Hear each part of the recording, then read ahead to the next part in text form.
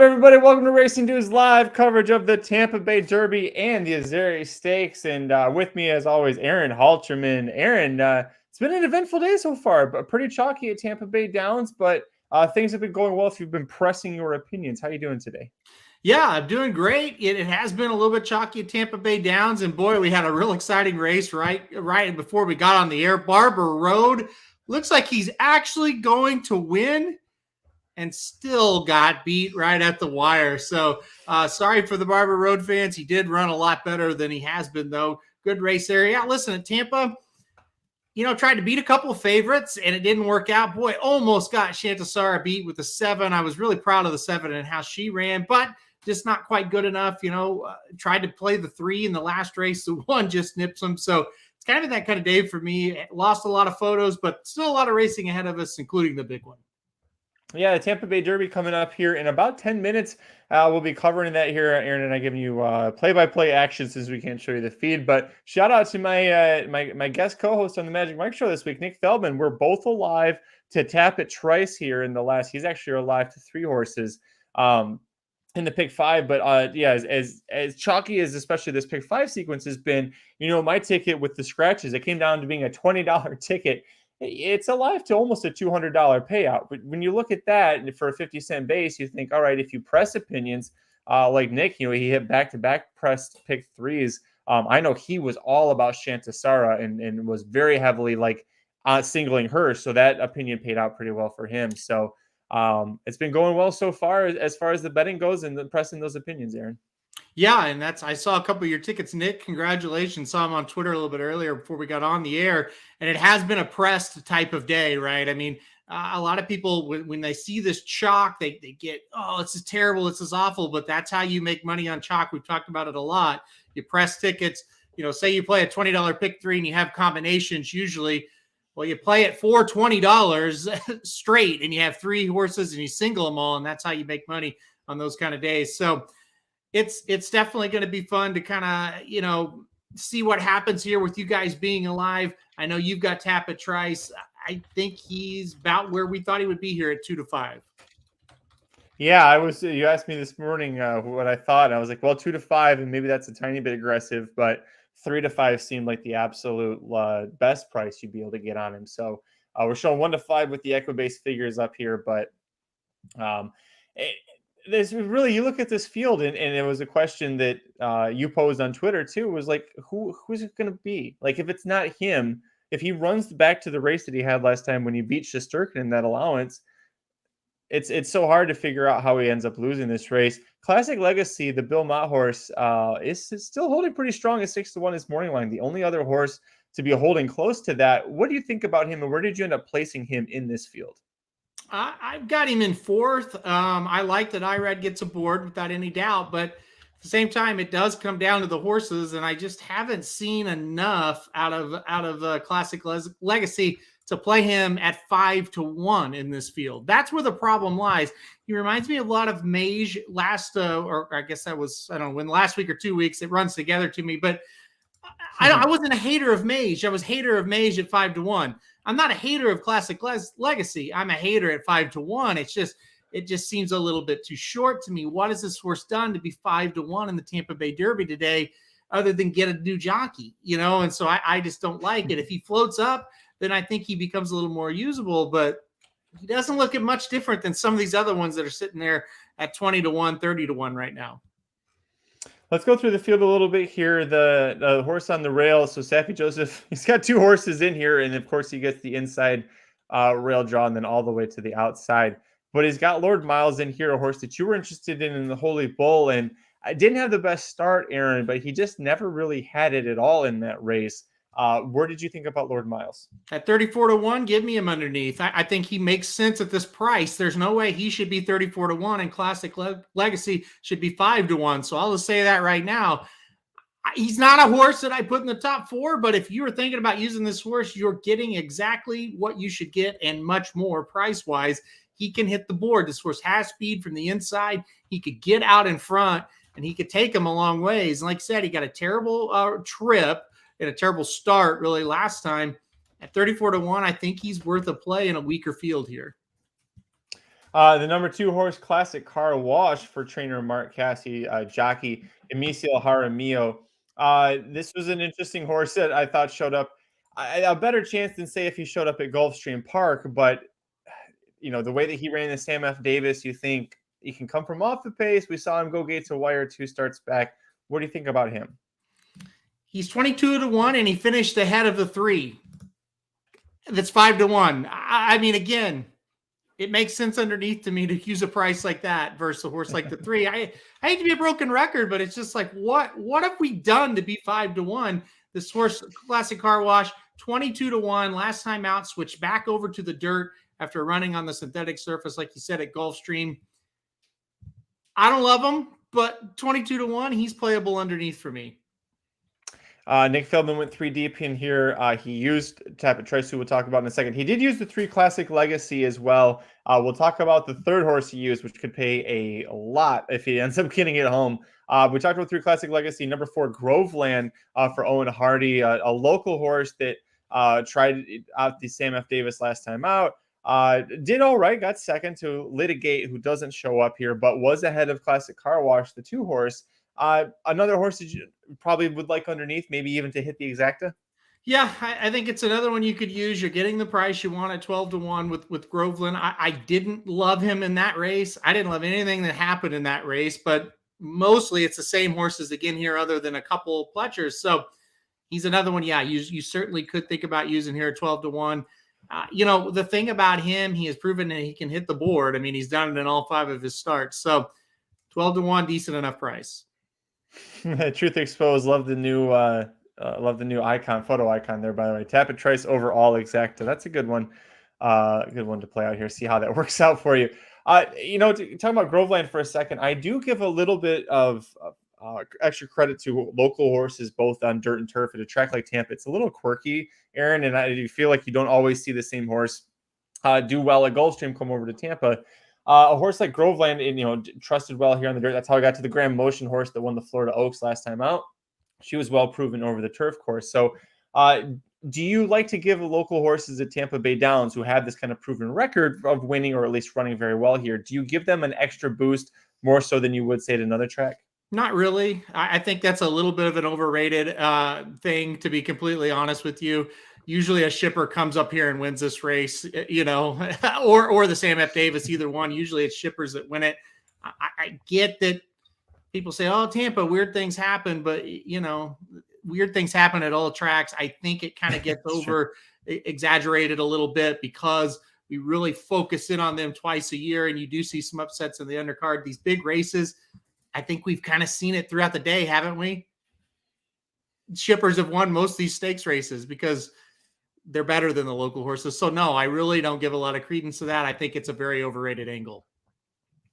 Next up, number 5, Mikey Bananas, another local horse. Hasn't gotten the job done here, though. Only's gotten 1 win on the Presque Isle Downs synthetic. Likes to come in underneath, but I don't know. It feels like against this group, Aaron, 22-1, maybe you can make an argument for him. Otherwise, I don't see him getting the distance or hitting the board. He was 30-1 on the morning line. I felt like he should be 50-1 on the morning line. I feel like that's what his true odds kind of are. At 22-1, no, I don't want anything to do with the 5. If he does run well in this spot, though, you do have to bump up Kings Barnes, who beat him last time out in a Tampa Bay Downs route. So Kings Barnes, a highly respected Todd Pletcher 3-year-old, and if Micah Bananas does well here, it makes Kings Barnes look better. Tap It Trice, the big favorite, showing here on the screen at 1-5. The 6 horse, he is at least 2-5 right now at Tampa Bay Downs. So we'll go with 2-5 on him. I guess the way to make money on playing Tap It Trice, Aaron, is an exacta on top. But if you just wanted to make a little bit of money, Tap It Trice with both hands. Well, I'm not going to promote a 2-5 shot. If he to bet to win. If he was to float up to 4-5, that's when I think he becomes fair odds. But for me, I can't do it at 2-5. I'm looking to pair him up in a straight exacta or pair him up in a straight try. I guess that wouldn't be a pair. That would be use him and 2 other horses in a straight try. But that's what you got to do with him. We talked about it with like Arabian Night. You got to, when you had to pair him up with somebody, Forte last weekend. I mean, when they get down this low, hard to bet him to win.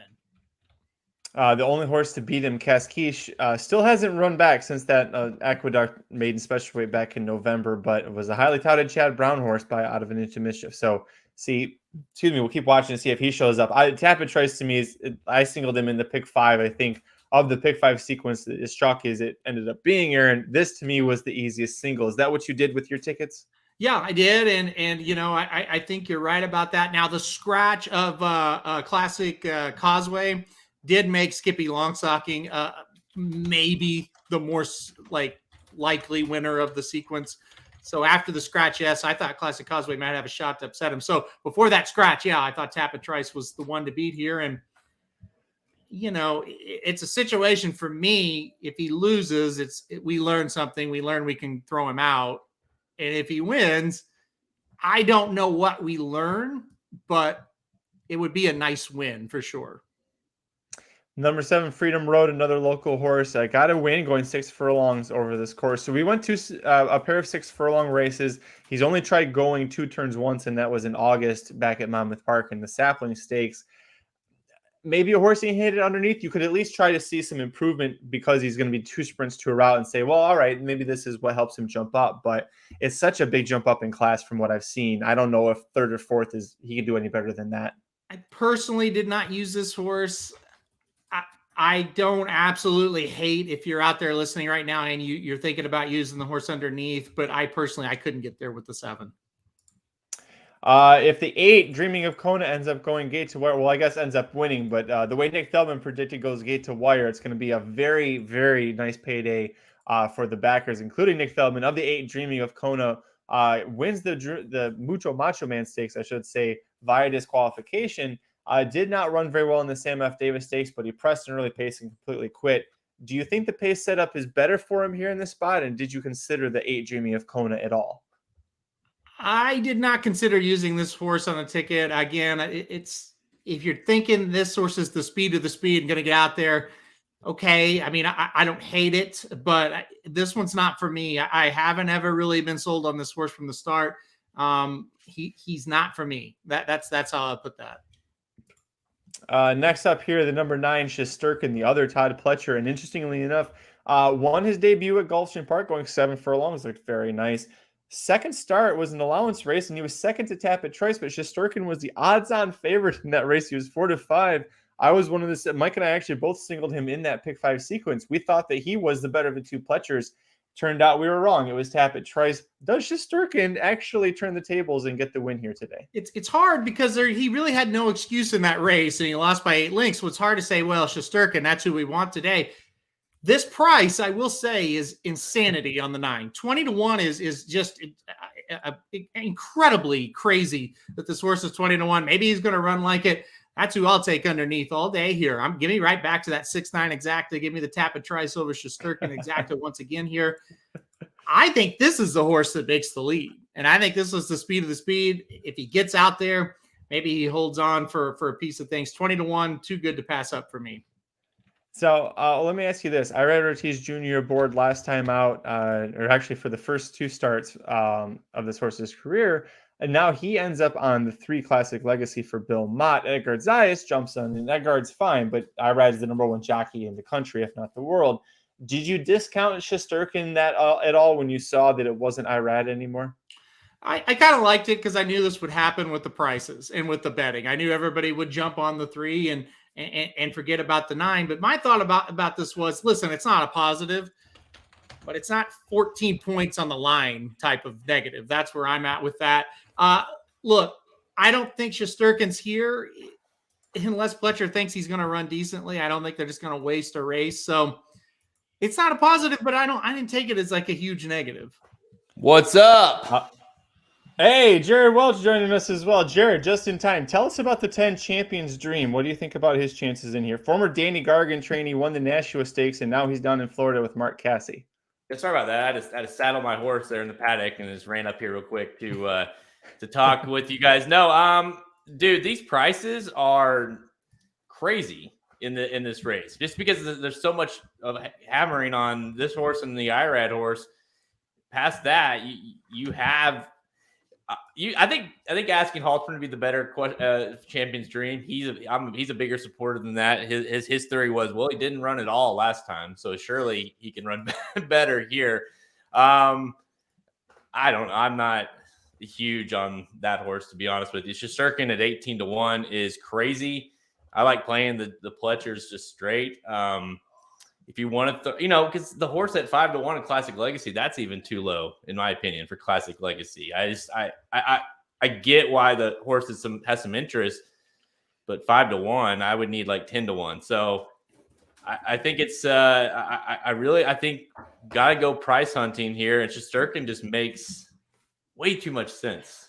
Maybe it's like way too clear. Like I feel like, what am I missing? That's a good point. I mean, I'm looking right now with a 6.9 exacta for $1 pays 24. I don't know how that pays out that way, but it does. I really don't understand how that could pay $24. I mean, that's what I've got bet personally.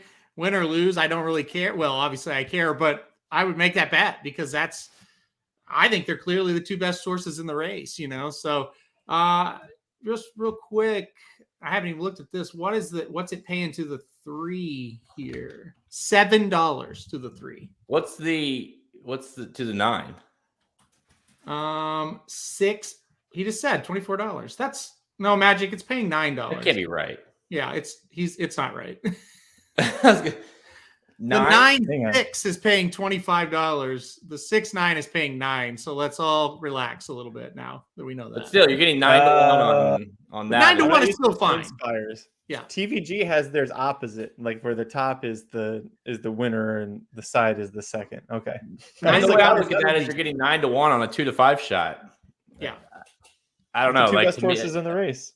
Well, the one thing about it, and what I said on the video about making money with favorites, you're not going to get 9-1 to place on Shesterkin. So if you are deadlocked on Tampa Trice and you're deadlocked on Shesterkin, that's what you do. Always play the exacta. Do not play the place in this kind of situation. So it's 9-1 is great for this exacta as they getting ready to load here. So we'll see. All right. Jared, how many lengths does Tampa Trice win by, Jared? I think he wins by 5. Okay. Aaron, over or under? I think if it's not over, he's not great unless he has some trouble. So I'll go over. I'll go under. Just I feel like statistically that's the way to go. But he could win by 4.5 and still we'd sit here and go, holy shit, he looked great. So I think it's really for me, it's gonna be more like how good does he look doing it? Yeah, true. I agree. Yeah. I agree. Ooh, 4 is going a little wild there. Groveland. Groveland. Yeah. Right. Is that Bananas next to him? Yeah. Groveland. It's Groveland. Groveland.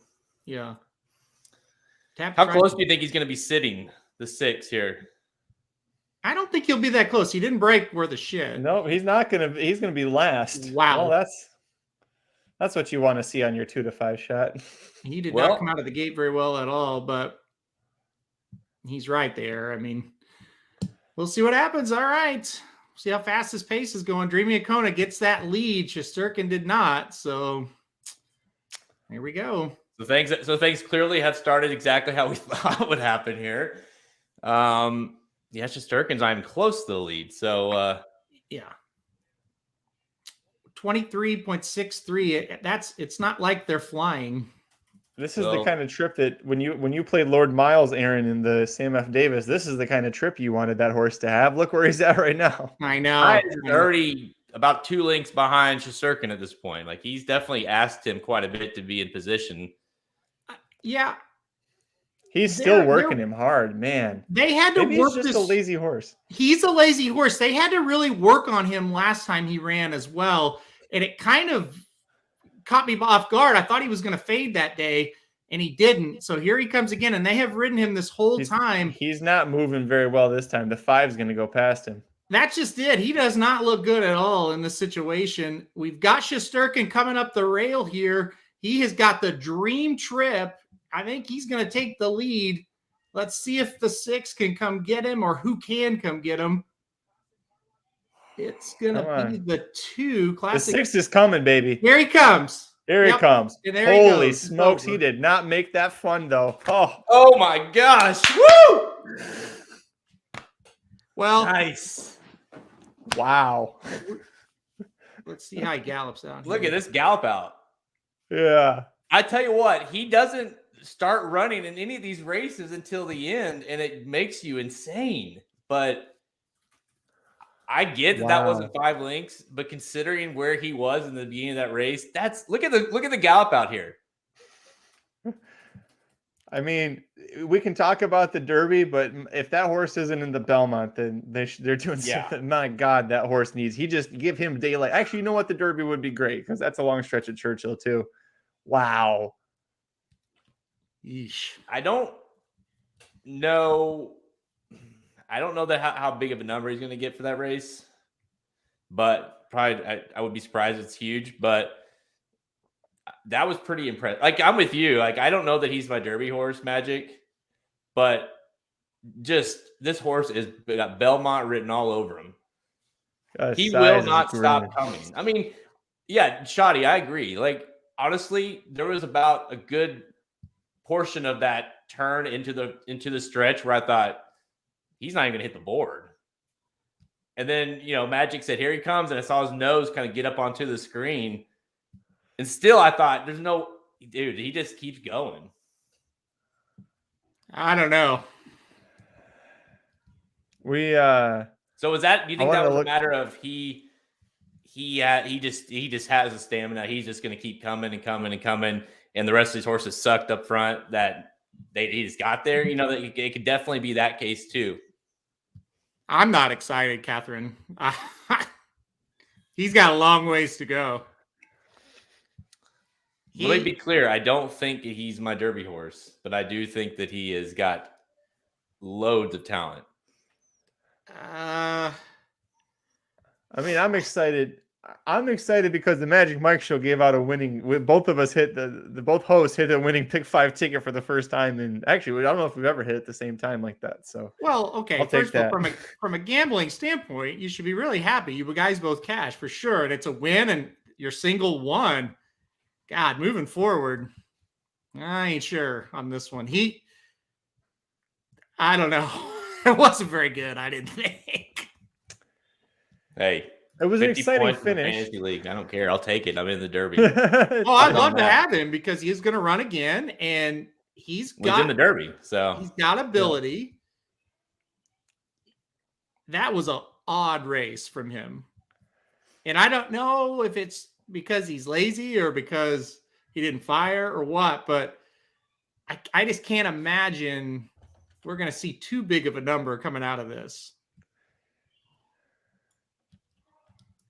Yeah, I'm with you. I don't think that he's going to get a huge number from that by any means, because of how slow it was, and then of course, who did he beat? They weren't exactly flying home, but I don't care. A win's a win. He had to win that race. Again, he's not in my forte. He's not in my Arabian Night conversation. But I don't know. We'll find out a lot more about him in his next start, like you said on Blinkers Off.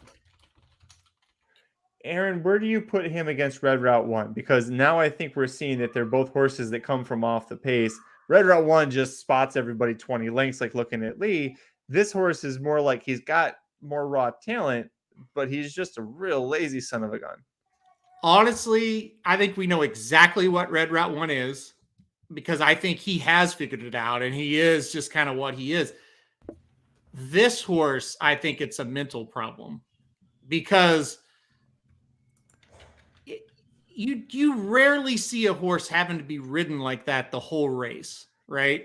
Like, I think problem number one, he broke and he didn't care that he was in a race, obviously, but it's not because he stumbled, or it's not because the rider was, he just didn't break. Like, it was almost like Reincarnate at Arkansas.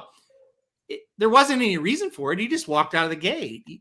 I think you said it. He's really, really lazy.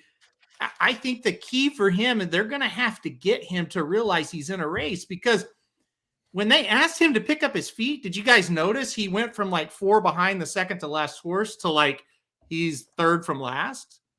So it's like they have to tell him every step of the way what to do. I guess like my negative thought is I just don't think the Derby is going to be for him because I don't know if you can figure it out fast enough. But if they can ever get him to kind of sit mid-pack, like I don't think he's closing because that's really that's his style, like Red Route 1. I just think he's closing because he's not smart enough to know to get up towards the horses. I think he can close with that kind of fury, even if he's sitting mid-pack. Yeah. I just don't think he knows to do that. So that's the thing that is so impressive with him. I think just he's got his stride late in these races is really impressive. Now he needs to be closer because so far what he's been able to do is he barely beat Slip Mahoney. We know that. Then he blazed past Shesterkin, which obviously didn't look as good now, right? Yeah. And then of course does today where he beat Classic Car Wash. And it's funny, I mentioned that on Blinkers Off. I was like, great, maybe he beats Classic Car Wash. What does that mean? Well, that's who he beat. Can you imagine, by the way, if he didn't get up and Classic Car Wash just won that race? But no, like, so we still like, what is he? He hasn't beaten anything at all. And other than the 8-length win, the other ones weren't huge at all. Now, those are the negatives. The top side is that I don't know, at least me personally, I don't know that I learned anything from him here. Like, I don't know what he is. Am I going to pick him in the Derby? I feel pretty confident not to pick him in the Derby, but he might get second in the Derby. I don't know. He's going to keep coming. The horse isn't going to quit. Is he this year's Charge It? Charge It at this point, what last year was pretty nutty, but you could tell he had some talent in there. No, because he doesn't show that he can sit close. Like he's this year's. I don't know. I don't know. He's just a really weird horse. I don't understand. I don't know. I'm really, really miffed by this one. Have to watch it back again. You don't want to say too much, say something really dumb, but I'm just not sure what he is at this point. I agree with Jared. It was hard to learn anything. I'll tell you this, if he wasn't Tapit Trice, I don't think we'd even be talking about him anymore. Like, say that was just some other horse that closed like that, we'd probably be saying, wow, that's the worst field I've ever seen. Like, Litigate beat these horses worse than he just did. I was just going to say, like, is this, like, if you take the name away, could we just say that's Litigate? Litigate did what he did in the Sam F. Davis, and he came and did that in the Tampa Bay Derby? Pretty much, yeah. Yeah. I mean, that's kind of, it looked pretty similar to that. Only this horse, like, once he got going, he zoomed by him very quickly. Like I think you could run him next week. He didn't run hardly in this race. That's what's so like, okay, he spot. I don't know where was Classic. I'm with you. Like, I need to watch this back. But where was Classic Car? Like, did he come way off of it too, or was he close to the pace early on? Where are these? It was a Classic Car Wash, and then Legacy was third, right? Were they near the pace? I couldn't tell you. I know. Go ahead. The 2 was mid-pack. Classic Car Wash was actually no. He was a little farther back. He was kind of with Tapit Trice down the backside. Okay. My point is he made up probably 20 lengths on those 2 horses if they were close to the lead, and if they weren't, 15 lengths. And one going away really looked like was not even close, frankly. So there's the pluses. I think the bigger issue for him is that there's just zero chance, and that's why I don't like Red Route 1 at all either. Like, there's no chance that wins the Derby. You just can't. Like, he's just not going to win the Derby. I don't know. I wouldn't be surprised if. Well, I don't know. I mean, if they have the points, they're going to the Derby. But, like, you got to think Pletcher's thinking this horse, like, thinking the same thing as we're thinking. This horse is super green still. Like, this is a Belmont horse. I can literally win the Belmont with this horse, right? I think you have to think that at that point. Maybe I don't know. I could see him, like, running, like, 8th in the Kentucky Derby and then running huge in the Belmont. We've seen that before with Pletcher horses. Is he maybe a creator type, Jared? He looks like creator, but yeah. It helps when he looks just like yeah. his half. I think you might be right. And didn't I know he beat Destin that year? That was a Pletcher, but didn't Destin kind of run a similar race? Yeah, where he ran okay in the Derby, and then of course ran huge in the Belmont. Yeah, and Destin, I think. I thought he won the Tampa Bay Derby, didn't he? Didn't Destin? Yeah, Destin did win the Tampa Bay Derby. Yeah. So there's a lot of wasn't Destin a Tabit? I'm looking him up right now. I'm fairly sure he was. No, he was Giants Causeway. Okay. Yeah. Hold on. He won the Derby, the Tampa Bay Derby, 6th in the Kentucky Derby, 2nd in the Belmont. Right. He ran a winning race in the Belmont. So he could be that. And Creator wins wins the Arkansas Derby, was terrible in the Kentucky Derby, had some troubles, comes back, runs, and wins the Belmont. So to me, that's what kind of, I mean, will he win the Bluegrass? We'll see. Obviously that's going to be tougher waters, but regardless, I think to me, regardless, he's probably in the Derby. There's no way they're skipping the Derby, Dennis.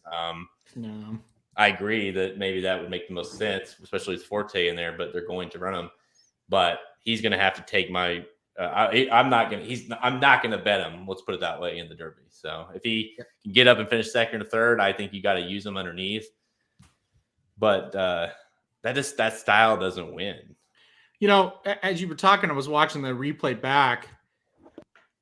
He's just kind of clueless, I think. I think that. I really think it's all right here. I think pure talent. I mean, that's all. It's all he did. Yeah. Because if he wasn't good enough, like, you know what I mean? Like, if he was just like so, like, there's no way he wins that race. He probably quits in the turn. Right. But you can tell, he clearly doesn't know what he's doing yet. He probably had no business winning today, and he did it because the field is just that bad. And that's what made I don't know. I need to watch it back, but that's why I'm seriously sitting here thinking, and I tweeted this out. Like, I can't decide if that was good or not. I don't know. Yeah. I want to say visually it was impressive. Like, if you just showed that to somebody, they're like, oh, that was cool. Like, oh my gosh, that horse came from last and went by everybody. But then we know how slow that race came back to the same F. Davis last time. And we know a bunch of these horses that finished second, I believe, third, fourth, all were in that race, right? Yep. So did they run better than that race? Probably. But I think he got like a 92 or 93. Tapit Trice did that last race. I'd be surprised if he exceeded that today. I would tend to agree. Yeah, I would tend to agree with that. Catherine, Street Sense won the Tampa Bay Derby and won the Kentucky Derby back in 2007. Past that, did Tacitus hit the board in the Kentucky Derby? He was fourth, wasn't he? He was third. So third, he was fourth, bumped up to third after the DQ. Yeah, so Tacitus did hit the board. I'm trying to think. That may be it. That may be the only two since 2007. Street Sense and Tacitus. So, but I don't know what that really says one way or the other. Look, usually it's Pletcher's second, third string that comes here and wins. And I don't think anybody's thinking it's not his second or third string now, Okay. I saw, I think it was on Magic Mike. You guys talked about this. Hey, Musket Man. Yep. You guys talked about this, and I thought this was interesting. What are we taking away from Luis Saez coming here to ride Tapit Trice? And we talked about it on Bleakers Off, talking about Secret Oath, which is coming up here in a little bit. But also, what does it mean for some of the other Derby horses that Luis Saez has been riding? I thought that was a good point you guys made on Magic Mike. What does that also mean about him thinking about, Instant Coffee? There's another decent horse that Luis Saez has been riding. Point is, what does it mean for those as well? Is Tapit Trice his horse now? Well, it's a nice world to be Luis Saez or a jockey that can do this, because the horses are competing against each other. So you can just keep going to these top level or wherever the biggest race is that weekend. You can go ride the horse. there's a lot of money to be made, right? You know, he'll probably show up at Oakland Park where it's going to be $1.25 million for the Arkansas Derby this year. I think with them, the jockeys are kind of like the bettors or the prognosticators like us, where we're just like, we're kicking the tires on the horse. We're like, I don't know. Let's see. What does Tapit Trice do this weekend? This is going to be his chance to solidify himself as a potential Derby prospect. Sias might be thinking the same thing. And he might be thinking after this race, like, as hard as I just had to pump that damn horse for a mile and a 16th, I don't want to do it for 1.25 miles. Like, okay, so I know that about him. Let's see what Instant Coffee is going to do for me in 2 weeks in the Louisiana Derby. Am I going to have to work as hard? Is he going to be ready to go? So I think for him, he's in that perfect catbird seat where he can just choose to do whatever he wants and it'll work out for him. Usually it works out for Louis Sias. He doesn't always pick the best horse. Sometimes he jumps off the wrong one. Art Collector being a good example, but normally, with him, with his, former great trainer, Kieran McLaughlin, now his jockey agent, I think it works out for him. Aaron, what do you think about it? Oh, he doesn't have to decide until it gets here. And you said it beautifully. I mean, they're not going to face each other. That's the big key to this right now is, you got to get the Louisiana Derby coming up at the end of March. He can just go Instant Coffee and have no trouble there. And then he can go probably to the Bluegrass or the Wood, I would say, with Tapit Trice, and he can go and follow him. So as far as him jumping off Secret Oath, whatever. Like, that's just one of those things.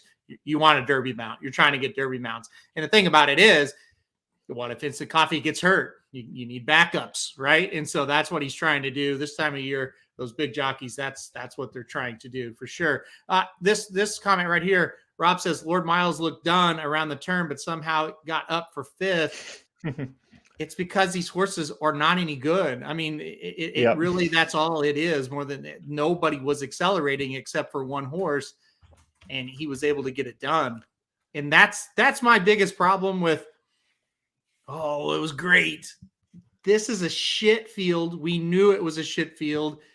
He won by a couple of lengths. Yeah, he had problems. Talent was there, and he's blah, blah, blah, blah, blah. But if this horse was named Litigate, we'd be throwing up in our mouths about it.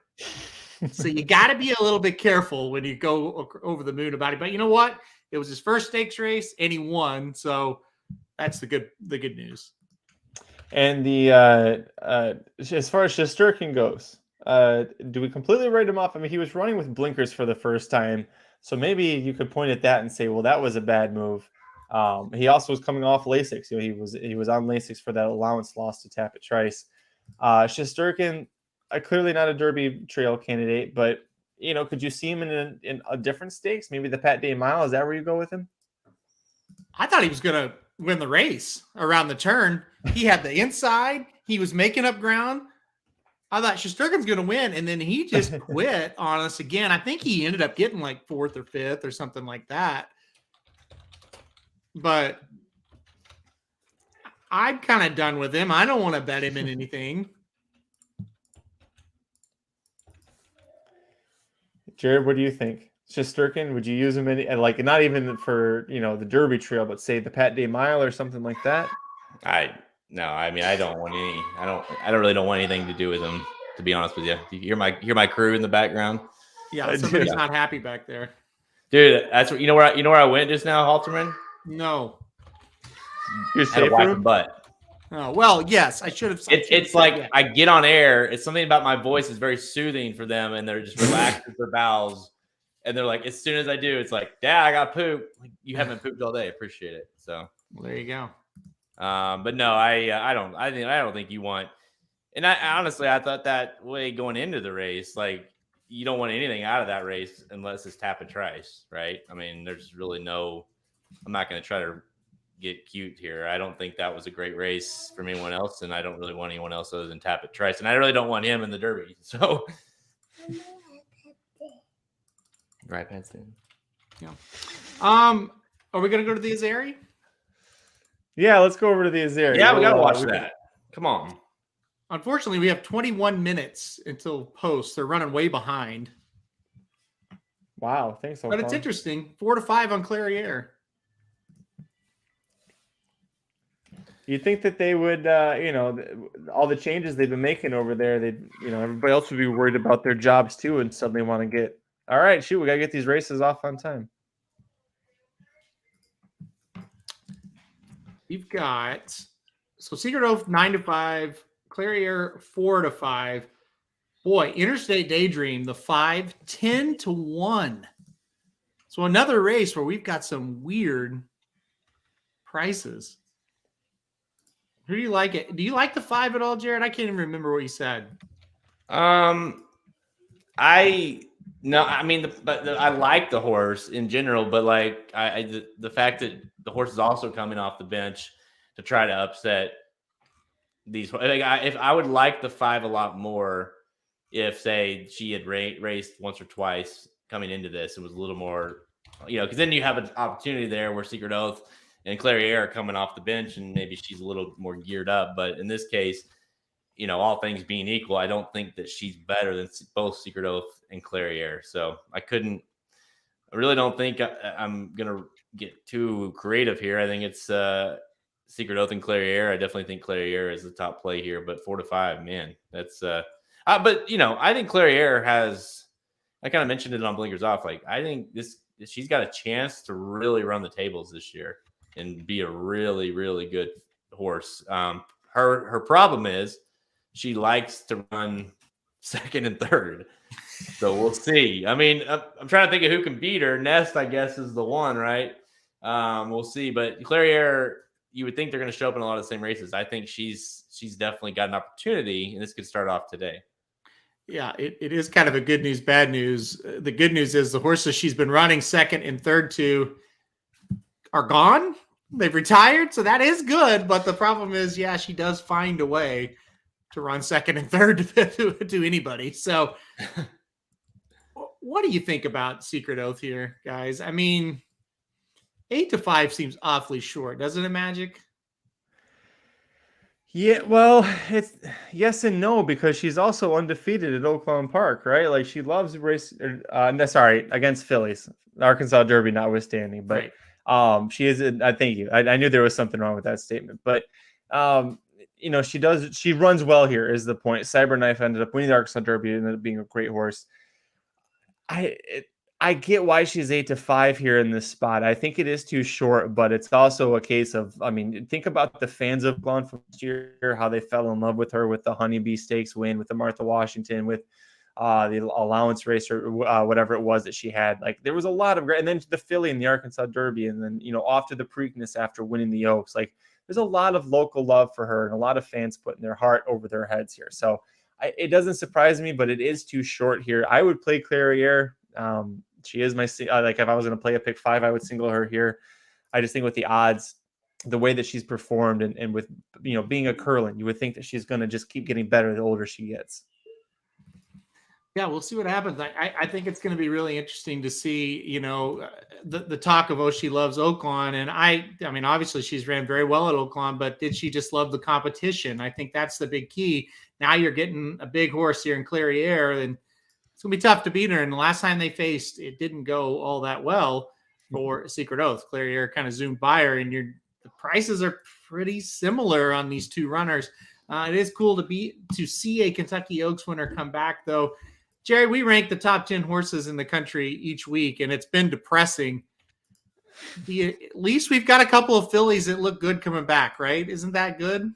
Yeah, and to the point we're making, like, I've been ranking Clarier actually like 8th or 9th, and that's a little bit of combination of how talented I think she could be this year, and also I don't know who else to rank. So honestly, I'm ranking her and Nest I think every week. So I'm like, surely they're going to come back eventually and run well. So Secret Oath to me is I love that horse, but I'm very much, I don't trust her to have like a long, she's going to run in every race. Let's be clear, but I don't trust that she's going to win that many races.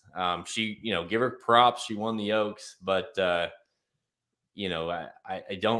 think she still might be a tad bit overbet, a little overrated, just a bit. And I hate to say that. Yeah. I think you might be right about that. If this, Davey chimes in, he said, practical moved down from 17-1 to 9-1 in the Kentucky futures. Tapit Trice is 8-1. Listen. Thoughts? Listen. That's my thought right there. I'm a hate. I'm a. No, I wouldn't say I'm a hater, but I'm definitely more off of Practical Move than I know about. I don't know about you, Magic, but that I am Halterman. I would rather play Practical Move if you're giving me those odds. If you're giving me basically the same odds, give me Practical Move versus Tap It Try. I need Tap It Trice at like 15, 20 to 1 easily. Well, here's a problem though. If 8 to 1, say that, and that's ridiculous. But if he were to win the Bluegrass, say assuming he goes there, you're not getting. I mean, you're not getting 8 to 1 at the Derby.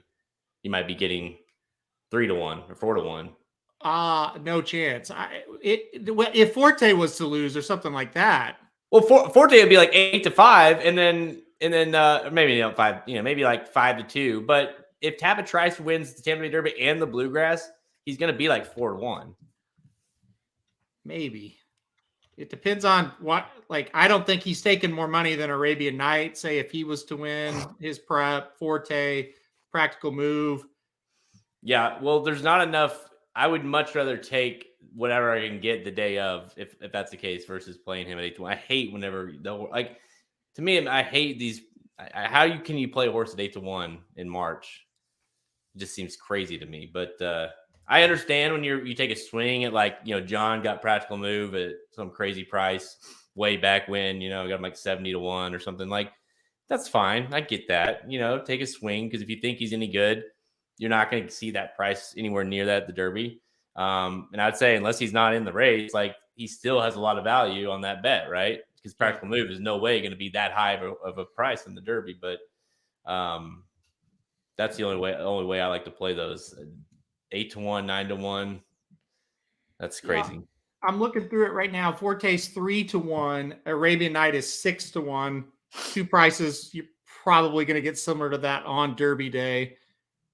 Tap It Trice. I mean, we can argue back and forth about it, but you're going to get close to that. Let's say, even if it's just 5 to 1 versus 8 to 1. I mean, you're getting it on the day of the race, first March 11th. Practical Move 9 to 1. Then after that, trying to scroll quickly, see who the next shortest price is. All others are 14 to 1. The next shortest price is Instant Coffee at 18 to 1. So they are betting those as the clear 3 horses right now. Crazy. Well, I don't know. I mean, yeah, it seems wild to me. But picking Tap It Trice to win the Derby after that race, good luck. I mean, you're gonna earn it. I feel like if he wins. Well, if he's sitting there at 20 to 1. You take a shot, right? But that's awfully short of a price. So right now, those horses are being bet. Everyone else is chilly. All other 3-year-olds is 14 to 1. Mm-hmm. Is there any value in that at this point there's not a horse that's on this list that maybe there's not one that you can even think of, but you're like, God, it's been Forte, it's maybe Arabian Night, and after that, I just don't have any confidence. Maybe 14 to 1 on all of the 3-year-olds isn't such a terrible move here, because we still have the most of the 50 point or some of the 50 point preps, and then all the 100 point preps still to go. I just don't know who. I guess like you're hoping for. I know he's on the list now, but like a confidence game who fired big in that Rebel. You're hoping for that in the last round, and you catch him at 14 to 1. I wouldn't do it. I don't think that's the play. I think it's a little too late for it now. I guess you would have did it last year, though. Rich Strike was not on this list at this point last year. But at that point, you also got him at 80 to 1. So would you rather be happy that you had him at 14 to 1 in the future pool, or 80 to 1 on Derby Day? Very true. Very, very true. I'm trying to just watching the replay. Yeah, I mean, a lot of these horses really came out. The 2 came pretty far out of it. Classic Car Wash and the 3 was like the first pack behind that group, so not as much. 2 got the jump on Tap It Trice, which down the backstretch it didn't seem like he was going to, and then all of a sudden he did. He got back ahead of I don't know. That was a weird trip for him. Top of the stretch, Tap It Trice is like 4 lengths behind at least of that horse. So yeah, he disappeared for a moment on the stretch run, and then all of a sudden you see that little like gray nose show back up, and I was like, all right, now he's coming. Well, just you watch him and it looks like his strides, like, you know how we used to say, like, with Zenyatta, like her stride seemed like double everybody else's, like when she started getting going and she just ate up the ground. It didn't look like she was coming that fast, but her stride was so big, she just kind of ate up the ground. That's what he looks like when he really gets that stride going. And unfortunately for him, it's like always way late in these races where you can just see him coming. So that's to me where I have a lot of optimism with him. On top, there's all the other things. It's obviously a very tough way to win a derby by the way he likes to run. And I do think you're right a little bit. Like, he does have a little charge in him, and since, like, even though he didn't win that race, he was so green. You know, like we all kept saying, like, he's got talent, but he's so green. Well, at least, I mean, Tampa tries if that field's like anything whatsoever, he maybe doesn't win that race, and then you might be saying, gosh, if he just was a little less green, he probably wins. I don't know. Again, I put it out there on Twitter, over under 85 buyer. What do you think that he's going to get for that race? And man, it's all over the place. It feels like, just based off of what I'm seeing on social media, like, people have no idea either what they just saw with him. It does have that feeling. Yeah, it definitely does. I think you hit it right on the head. I think about an 85-ish is what you're going to see. And you say that just based on those other horses that were in the race. You know they're not very fast. There's no way he could get a pretty high buyer because he only beat him by a couple of lengths. So, well, yeah, let's that's a good point. Let's look at that as a reference. So, like, Classic Car Wash, say his top race of his career has been a 75 on the dirt, 76 on synthetic, 75 on dirt. That was his top career high. So even if you want to say he improved 5 points and got an 80 for that, you can't tell me that Tabit Trice is more than 85. I mean, yeah, from that. So that seems, and it goes across the board. You know, Classic Legacy, who got third. Top buyer 72, Lord Miles 60 or 71, Prairie Hawk, his top buyer was an 80, it went 2 back, but still, I don't believe any of these horses improved.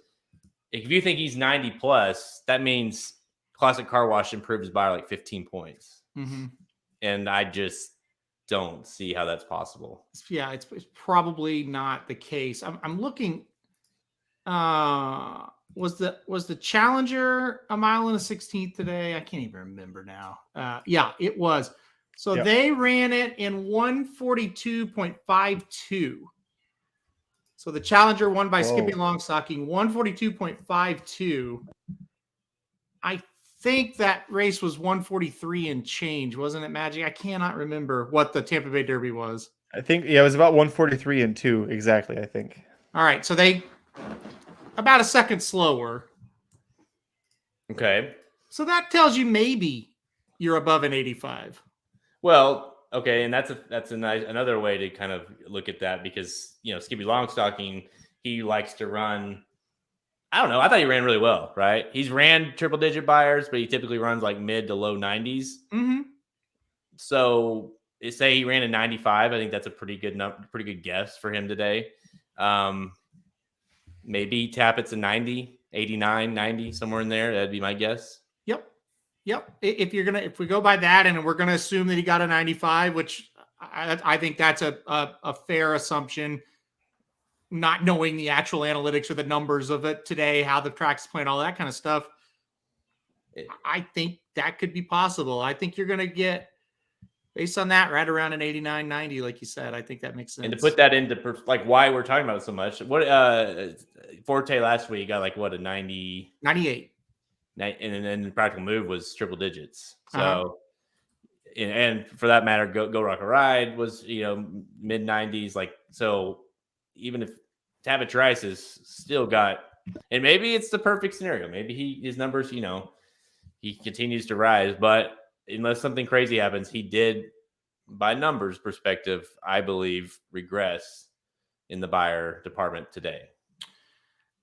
And I guess the long and short of it, though, and the good news about it, he won. And that's what you're supposed to do, win. And so he did do that. So listen, it sets him up. Second time going long, going to be facing tougher. Maybe he improves off of this effort.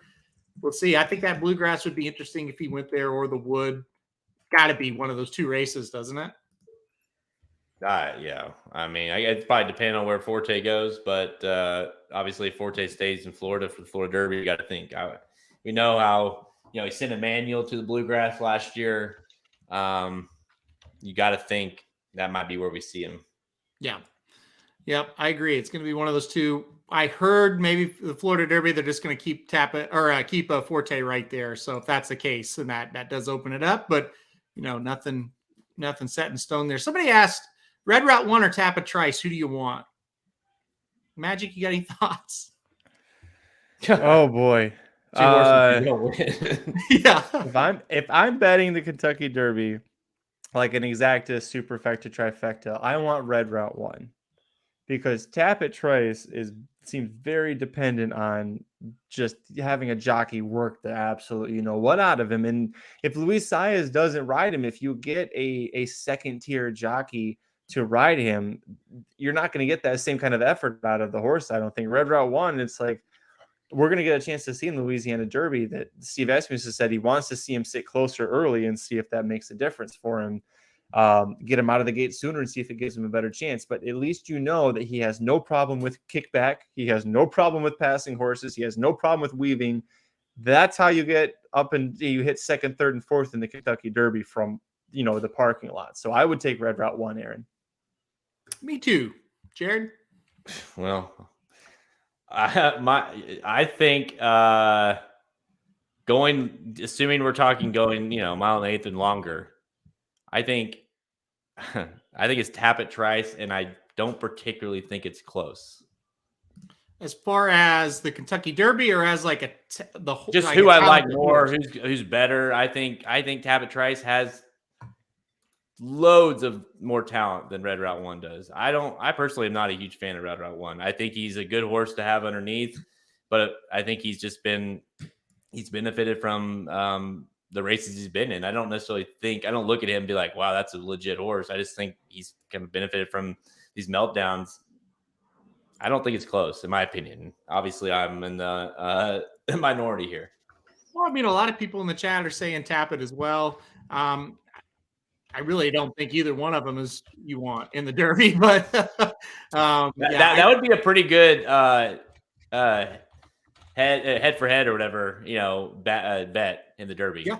Who's going to finish ahead of the other one? Not win. Who's going to finish ahead of the other one? Yep, I agree. That would be fun. You sounded like Mike Somich. You want to bet a bottle of tequila on who finishes ahead of whom in this race? Last time I bet a head-to-head, which we never even got, by the way, but bet Taba versus, who was that dumb horse, the Japanese horse in the Kentucky Derby, and because I was like, oh, of course it's Taba, and look back at it, Taba barely held on to beat him. It was like not even. I was like, oh yeah, I got that head for head. So yeah, sometimes it's all it takes. That's right. I got one looming with John, so we'll see. Yes, you do. Ooh, what can you tell us about it, or is it too? Yeah, he gave me 3-1 on my. I Go Rocket Ride versus Practical Move in the Sancina Derby, and if he wanted to do head for head, and I was like, I don't know, like I do like Practical Move still too, but he gave me 3-1, and I was like, done. I mean. It's 3-1, and if he loses, it's $100. We're playing for $100, so $300 if he wins. Go Rocket Ride, and Halter made a good point. It's like, well, Go Rocket Ride is probably going to be about 3-1 in the race, anyways, to win the race. So really, I'm getting 3-1 on him just to beat one horse. So I'll take my chances. But yeah, Practical Move versus Go Rocket Ride in the Santa Derby is the next one. And what could go wrong? I'm only betting against a legend and the morning line maker at Santa Anita. So of course, I'm probably going to win that, right? Yeah. What could go wrong? Yeah, exactly. I think he may beat you, but I think he made a mistake giving you 3-1 odds. I think strictly from a betting standpoint, I think that's a pretty good move on your part. But, yeah, I'm always looking for value. That was value to me. Okay. But I don't know if he's beating Practical Move, but Well, my hope is we get a better pace this time, and Go Rocket Ride can just try to go gate to wire, but we'll see. But I told him if we were playing head, like just straight up, I was like, no, because I do like practical move, even though it doesn't sound like I do. But if you're giving me 3-1, then I'll take it. All right, they are 1 minute to post here. Final thoughts, guys, on this Azeri 8-5 on the, you see her there on the screen, Secret Oath, and 4-5 on Kalleward. What are your thoughts before we get in the gate? Secret Oath looks really good on the track, and that's a good news there. I thought she looked real healthy, but I still back Kalleward in the spot. I think she's just a little bit better than the rest of this group, so I'll take Kalleward. I'll try to pair her up with the 5. I'll go 3-5 exacta. Oh boy, I'm gonna go. I was gonna do that too. Aaron, you finally got off the for Leda Vita after all the bad races that she had. Yeah. I'm gonna roll with the 3-5 as well. It's Brad Cox's Florent Giroux here. I do like the other Cox that's out at Santa Anita as well, but I'll do 3-5 exacta. Jared, give me just to get a little more creative as far as taking too much of a low price. Give me the a 3-2 straight. Lovely Ride gets caught late. I like Amo Ray later today at Santa Anita in the Beholder Mile, and obviously Amo Ray is the horse that came in and beat Lovely Ride, who had been really good at Oaklawn Park this year. So maybe maybe that's a good sign, and maybe this horse just kind of gets brave, is the pace, and Kalleward runs her down late.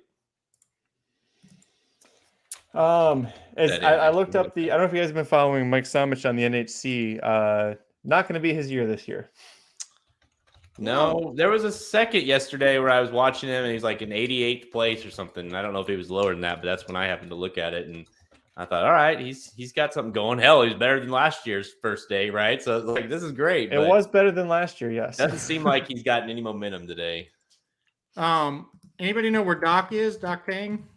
He is like 129th or something like that. He faded a little bit. Damn it. Yeah. He was up in the qualifying spot for a while, but 123rd. I'm sorry. He's at 123rd. What do you know? What is it? Top 10% move on to the next? Yep. Then top on to 78. Top 78. Top 78. Yeah. So he's not going to make it either. Well, it's not over yet though. Oh, that's true. At this point, if you're those guys, well, obviously Dr. Tang, especially, like, you're just throwing bombs now. Yeah. You're trying to get in there. I wouldn't count either one of them out. Somich, my God, he might hit 361s in a row and take the lead. I mean, I've seen him do that before. It's not over yet. I will say that it's impressive to me. The gentleman Francis Bostany, who won day 1, he's leading day 2, and he's got a $60 lead almost. That's usually you see the day 1 leaders in all these big tournaments, whether it's a win play show or BCBC, where you can just do whatever you want. Usually the day 1 leaders don't hold on to that very strongly in day 2, but he's doing a good job of that. He's going to be tough to catch heading into day 3. Doc's got a chance. He's not that far off. He's going to need a couple of good bombs to get up there. But listen, I don't want to count out Mike. This is going to be a Herculean effort for him to get back from there. Well, he's in trouble. He's definitely in trouble. Yeah. All right, loading the gate here. Catherine Page commented on Vic Stoffer. I wanted to comment on that real quick. There's not a whole lot we can say. We don't work there. I have a feeling it wasn't because of the tweet that they let him go, but I don't know. He's not there. I don't have any knowledge of it. So of anything more than the tweet. So all right, here we go. We're happy about it though, right? Yeah, none of us are sad to see about it. Yeah. I couldn't care less one way or the other, to be completely honest. All right, here we go. We got a chance to get a great announcer at Oaklawn for the first time since I've been following the sport. That's what I thought before they hired him. So we'll see. All right. Yeah, classic or Lovely Ride. Sorry, gets out there. She was out fast too. Yeah, not a big surprise. 7 going to try to push her, but it's funny to me that you got a Kentucky Oaks. Yeah, you have a couple of Grade 1 winners in Kalleward and Secret Oath, and they're both carrying less weight than Lovely Ride. I don't know how they factored that into this race. Pair of Grade 1 winners. No, we're gonna put Lovely Ride as the big weight. Weights are crazy, man. They're just crazy. Lovely Ride has done this every race at Oaklawn this year. It's driven you nuts too. Yeah. Oh, yeah. Yeah. And she's in a real nice spot, 19-1. If you backed her, you're not feeling too bad right now, but the big horses are coming. It's time for Secret Oath and Clairiere to get going here on the turn. Let's see. Oh, Clairiere's fine. No, they need to get running. It's Rosario. He's got this under control. They need to get running. They're both still last and second. Interstate Daydream is going to block her in a second. Rosario just realized he ran into a 4-wide wall. Well, Gaffleon's sitting pretty chilly. He seems like he's got a lot of horse with Secret Oath. Yes, he does. Clairiere is not. She looks so good. Yeah, Secret Oath is going to win easily. It looks like Clairiere is going to get up for second. I bet. I don't know about that. Looks like she is. Interstate's got her. Get through. Good race. You know what, Brent Shivo, you almost got it. You had the wrong 20-1 shot in fourth, or otherwise you'd have just gave out the super cold in the chat. That would have been pretty cool. I think she got up there, the 3. I mean,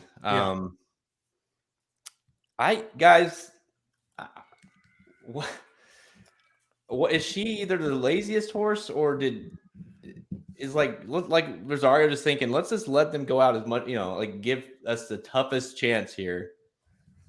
I don't know, like she's still in last right here. Yeah. He didn't get her out until the 8th pole. Like but to be fair and not be too critical of Rosario, this is what she does. Mm-hmm. And that's the problem I mentioned earlier. It's like she always seems to be finishing second and third. Mm-hmm. It's like, and the way she does it is like, oh, here she comes, and then next time, and then eventually she pops one, right? Well, let's talk about Secret Oath for a second, though, because I don't think Clairiere's beaten that horse today. I mean, when they rounded the turn, Tyler Gaffleon wasn't moving a muscle on that horse. You're like, it's over. She just ranged up, asked her a little bit, game over. That was... It was right when you said it, Aaron. I looked at him and I was like, wow, he really he's not moving. He didn't move that entire stretch. He just sat aboard, pointed her in the right direction. Off you go. Man, that was fun to watch. Yeah, and Lucas, huge fan of Lucas here on the show. That was amazing to watch. She dominated that group. Well, hey, Halterman, maybe she doesn't really like Oaklawn, huh? So she's very good. Oaklawn. She likes that one post. She won the Kentucky Oaks from the rail too. Just better every time she's on the rail. That's what you got to do. That was a really nice ride on her too. I mean, just a really confident ride the whole way around. And those two horses are so frustrating because they'll be frustrating to bet all year. Yeah. Because you won't know, Secret Oath could very easily not win next time out, and Clairiere could run and win. And, it's just like, I don't know how you bet those two. The one thing you do think is like Lucas tends to have when she's good, like I bet she'll be pretty good for a couple races. I would agree. Yeah, I would agree. I definitely think you want to bet her next time. I think you want her next time. I think he's got her right again. And where is it? This just space out her races a little better. I'm begging you, space them out a little bit better. Don't run her in every single one. She was super, super sharp until we ran her in all those races over and over and over last year. So that's where I'm at with that one. I love betting lazy horses. That seems to be my problem. Well, I'm really good at betting lazy ones. Yeah. Ness still isn't working out. No, she is coming back this year, right? Like that was the plan. Are we just waiting to I mean, I would have thought that Keeneland is where Pletcher brings her back or something, but we should be working by now if we're trying to make Keeneland in a month. Yep. Don't have much to add to that one. Agree. Don't know where she's at. Yeah, that's it's not good. Her and Extra and Ayo are just hanging out, I think, at this point. So oh yeah. I don't know. Secret Oath though, it's hers to lose this year. I mean, she obviously has a ton of talent. So yep. All right, we'll close things out here. Your final thoughts, or I guess, who is your Kentucky Derby #1 overall? Aaron, coming into this, it was Forte. I don't think it changed, did it? Yeah, I'll stick with Forte for another week here. Tampa Trice didn't do enough for me to move up the list much. Kind of just another in a holding period. At least we know he's got a stakes win. He's in the Derby. That's good. That's the check mark. I guess, you really don't want to fire that big one until you get closer to the race. So kind of just keep him in a holding pattern. But I don't think it's anybody but Forte as we sit here on March 11th. Jared? Yep, it's still Forte for me. It's not necessarily close. It's I did say, I kind of mentioned it on the show, Blinkers Off, like we'll see what he does, but I would like to move him up and to lock him into my fourth position. I think that's what I'm going to do with Tapit Trice. I believe he's right below Practical Move, Arabian Night, and then of course Forte. Those are kind of how I rank those, but I do think he at least solidified himself more as a legit top 4 or top 5 horse versus like when you were ranking him there, maybe you're like, well, I think that's where he's at, but I really don't know, so it's like, at least I think we solidified a little bit enough where it's like, he is pretty good. So I'm pretty comfortable with putting him there. Yeah, I got Forte on top. I'm very anxious to see. By the way, yes. Go ahead. Sorry, but I just saw that comment pop up. Like, I'm with you, Truth. Like, I don't think I'm not off of him at all for the Belmont. I think that's his race. I love him for the Belmont. I don't think I saw anything today to think I just don't know that he can win the Derby off of that style. But go ahead. No, I was going to say we'll make it a clean sweep. I like Forte. I'm very anxious to see what Arabian Night can do. I think I've got him just like half a hair below Forte. But you never know. The time off away from Baffert with the Actine for a while, and we'll see how he does. He's got a very big paddling action too, so you're not sure how that'll affect it. But we do love Forte here on the show. We love all of you for joining us. Thanks so much for making this a fun hour-ish show covering the Tampa Bay Derby and the Azeri Stakes at Oaklawn. We're going to be off next week. There's literally nothing happening. I'm looking at the calendar right now, and there's really nothing that exciting. But in 2 weeks, we will be back live for Louisiana Derby Day. You got the $1 Million Louisiana Derby and the $400,000 Fairgrounds Oaks, the first 100-point prep races for the Kentucky Derby, Kentucky Oaks races. So you can see Pretty Mischievous in that. We'll see Instant Coffee make his big return. That'll be great to see. So we'll be here covering all of that, along with, of course, the Purple Martin Stakes over Oaklawn. I know Aaron loves that race a lot. So make sure you tune in in 2 weeks, March 25th, for the Racing Dudes live show. And of course, visit racingdudes.com for free picks for every race, every track across the country, and youtube.com/Racing Dudes. We got all the previews and the replays for the big races that you care about. For Aaron Halchman, for Jared Welch, I'm Magic. For Mike Somich off at NHC, thanks everybody for joining us. We appreciate you. We'll see you next time. I'm not used to your channel, so I got to find your video. Doop-a-doop-a-doop. There it is. Bye, everybody. RacingDudes.com is your home for the best free picks for every race, every track across the country. We're ramping up for the 2023 Kentucky Derby, and we want you to join us in the fun. Subscribe to Racing Dudes YouTube channel, click the notification bell so you never miss a single video. Want to make money betting horses? Bet with the Racing Dudes.